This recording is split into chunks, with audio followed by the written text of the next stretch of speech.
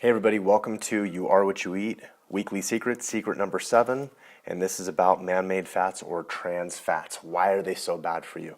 Let's go through it. First off, trans fats clog your arteries, not saturated fat. Part of the reason is this: trans fats, think of it this way. It's cheaper to transport a solid than it is a liquid. It's easier to transport.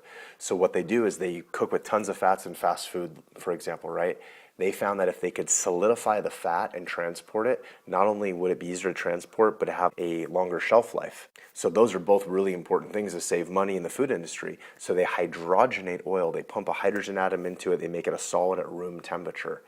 The problem is a lot of these hydrogenated oils, they might melt and break down, and they can re-solidify inside of your body. A lot of them have a melting point that's higher than 98.6 degrees. Our temperature, 98.6. So it re-solidifies. That's what actually clogs arteries, not saturated fat. Saturated fat was made the culprit. Saturated fat, not bad for you as long as it comes from a good source.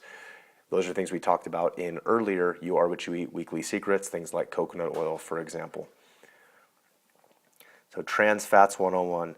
Trans fats found in partially hydrogenated oil.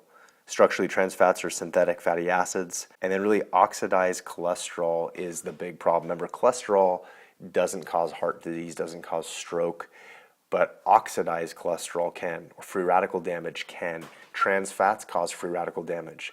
They cause inflammation and wear and tear inside of the blood vessels and organs, which is what causes the body to lay down and try to mend the damaged tissue with cholesterol, which then causes plaquing. So remember, cholesterol is not the problem. It's free radical damage and eating oxidized foods like oxidized cholesterol, oxidized trans fats.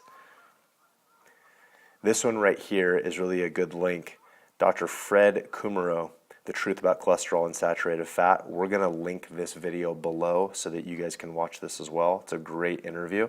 And understanding saturated fats are really important. I know the topic here is about trans fats, but when you talk about trans fats, you have to talk about saturated fat because there's a big misunderstanding, misconception there where saturated fats were vilified and they're not the problem.